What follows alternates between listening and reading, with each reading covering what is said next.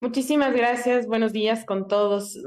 Sí, si bien es cierto, nosotros venimos hoy a hablar un poco de la gobernanza del Internet y su incidencia en los jóvenes, ¿no? Cómo el tema de ciberseguridad, protección de datos y la gobernanza del Internet inciden en los jóvenes, la importancia que tiene en los jóvenes para el crecimiento regional y de un país.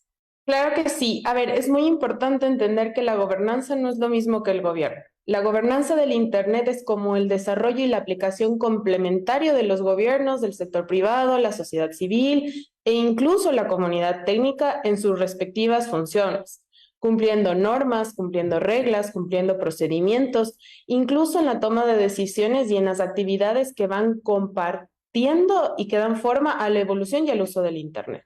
Entonces, la gobernanza del Internet está entendida como ese enfoque descentralizado, colaborativo y de múltiples partes interesadas para lograr objetivos que están puntualizados.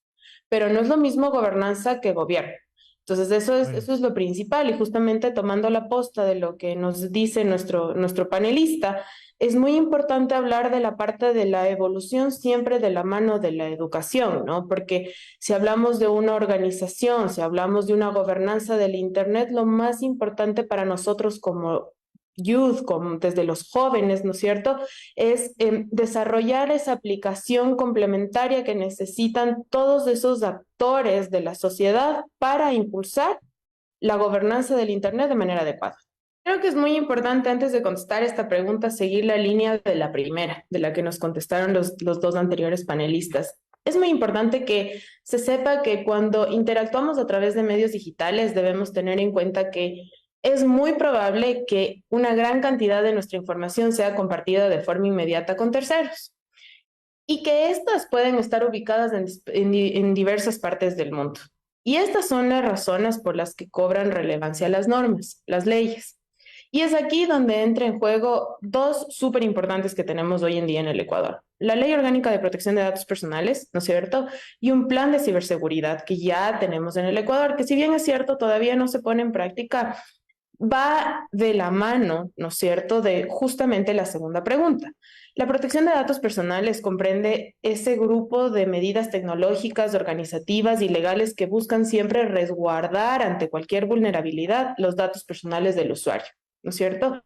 Y de esta forma asegurar que se pueda tener el control sobre la información que nos brinda o el Internet o una empresa o cualquier institución pública. Entonces, si bien es cierto, el Internet se ha convertido, como nos decía el segundo panelista, en un nicho de muchas posibilidades para que los diferentes actores de la sociedad puedan ingresar y puedan interactuar en movimientos ilícitos, como por ejemplo pornografía, como por ejemplo la compra de drogas. Hay que entender que el ciberespacio entendido como tal, el Internet, es un instrumento al cual nosotros tenemos que ponerle especial cuidado en el uso del mismo, pero a la vez de educar no solamente a los jóvenes, sino también a los adultos mayores, para que, como nos decía el primer panelista, lo más importante es ayudarles a generar conciencia a los jóvenes y del otro lado, a los adultos mayores, ayudarles a que tengan el acceso al mismo para que las brechas se reduzcan. Vamos a la siguiente pregunta. ¿Qué pasa cuando hablamos de seguridad? Cuando nosotros hablamos de seguridad, aquí es muy importante entender la seguridad de la información y la ciberseguridad. Entonces, cuando hablamos de ciberseguridad, y nos ponía el ejemplo del CNE, sin intentar politizar ni mucho menos, sino llevándolo al plano académico, es importante entender que la ciberseguridad es ese conjunto de servicios, mecanismos y políticas que nos van a asegurar de algún modo que las operaciones que utilizan un sistema informático sean seguros. Es decir, el CNE tendrá que, en este caso, sabiendo que puede existir una manipulación en las elecciones, tendrá que contratar o buscar una forma de tener un conjunto de medidas técnicas y métodos para proteger justamente esos activos cibernéticos de ataques. Es decir, proteger su sistema hacia la interna para evitar que venga una persona desde afuera y pueda vulnerar mi sistema. Pueda vulnerar mi sistema no solamente pensando a nivel de elecciones o del momento electoral o de la situación política que vive el país hoy en día, realmente como país necesitamos crear una política en donde regreso al primer punto. Yo siempre les hablo a mis alumnos de la semillita, de que nosotros como ciudadanos necesitamos, en lugar de irnos al paraguas, irnos a la semillita. Primero vamos a proteger a la semilla para que ese árbol crezca de manera frondosa, ¿no es cierto? Y nos dé los frutos que todos buscamos. Entonces creo y considero muy importante que como país lo primero que tenemos que hacer es lanzar realmente una política, cultura, mensajes a la sociedad ecuatoriana para que entiendan qué es el dato y cuál es la importancia de la protección del dato. Aquí yo me estoy saliendo un poquito del esquema porque más allá de la seguridad, que es como el paraguas, lo más importante es proteger el dato en sí. Y luego identificar cuál es un dato personal, como el de nosotros, como ciudadanos ecuatorianos que tenemos derecho a que ese dato personal esté protegido. Aquí entra justamente su segunda pregunta. No es solamente el CNE el que tiene que protegerse la DINARDAD, el Registro Civil, el Ministerio de Salud Pública, que como ustedes saben han sufrido diversos ataques en donde todos nuestros datos personales han estado expuestos a nivel internacional.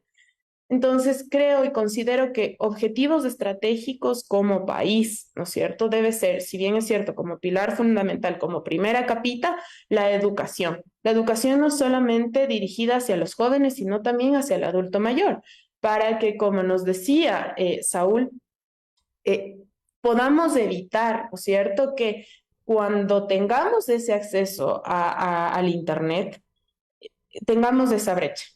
Entonces, ¿cómo como Estado me planteo un objetivo estratégico para reducir esa brecha? Educando. Primer pilar, la educación. Voy a educar no solamente a los jóvenes, sino también a los adultos mayores. ¿Para qué? Para que puedan tener acceso a una parte de lo que es la gobernanza del Internet.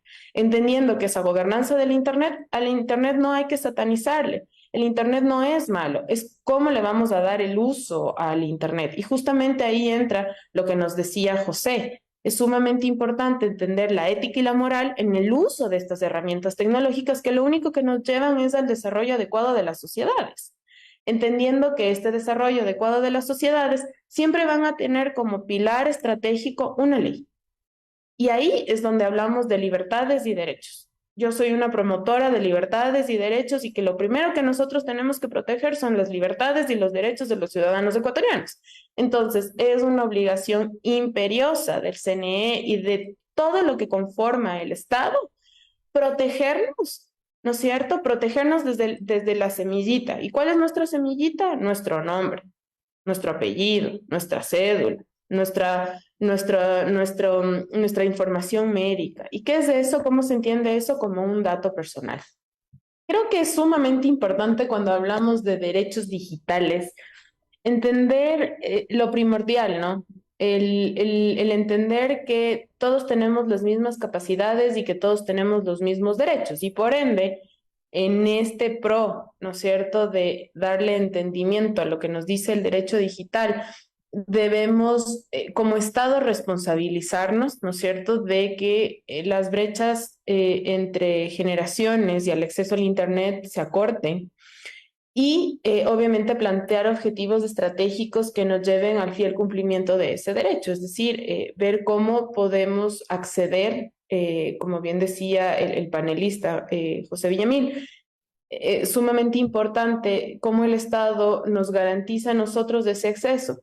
Será comprando software, será implementando políticas, será en el fiel cumplimiento de las mismas, pero aquí lo más importante es el pilar fundamental que va a ser siempre la educación y obviamente cómo nosotros desde nuestro lado lo impulsamos. Creo que es sumamente importante, y siguiendo la línea de lo que nos dice Francisco, no poner solamente las esperanzas en el Estado, ¿no? Sino hablar justamente de estos grupos que vamos formando, ¿no es cierto? Y que vamos intentando crecer y proporcionar una iniciativa que tiene como fin el buscar participantes o actores de distintos sectores, llámese tercera edad, llámese jóvenes, llámese adulto mayor, llámese discapacitados, etcétera, etcétera, en donde se puedan plantear intereses y preocupaciones relacionados no solamente a la gobernanza del Internet en el país, sino también en todo lo que es temas de datos personales, ciberseguridad y todo lo que es el derecho digital. Entonces, creo que si es que empezamos a aliarnos estratégicamente desde distintos sectores de la sociedad y empezamos a crear estas oportunidades y estas plataformas de jóvenes que se alíen a el adulto mayor, insisto, a distintos grupos y sectores del país, pues podremos buscar nuevas perspectivas en torno a la formación y al aprendizaje que nos lleven obviamente a crear nuevas líneas de discusión y de esta forma aportar a la política pública para que el Estado pueda implementar las mismas. Pero no solamente dejar en la esperanza de que el Estado tiene que hacer algo. Justamente para eso estamos nosotros desde el otro lado, desde estos organismos, buscando colaborar, buscando brindar oportunidades para que podamos aportar en el entorno digital. Muchísimas gracias. Creo que es sumamente importante este espacio que nos han brindado. Insisto, gracias por el tiempo y gracias por hablar de estos temas que son de mucha connotación nacional. Como bien lo ha dicho Francisco, y una vez que he sido designada por UDIGF a nivel Ecuador, nosotros vamos a trabajar activamente por crear estos foros de discusión y debate dirigido obviamente a los jóvenes, pero también hacia el adulto mayor, sabiendo que vamos a realizar algunos eventos a nivel de Ecuador para poder dotar de habilidades y conocimientos necesarios para participar activamente en generación de política pública en lo que es gobernanza del Internet y sobre todo entendiendo mucho el modelo de multi-stakeholder, ¿no? Es esas múltiples partes interesadas que tienen que acoplarse para la creación y la generación no solamente de política pública, sino también de simplemente educarse y poder seguir evolucionando dentro de una sociedad que ahora es nuestro activo principal, el Internet y el dato.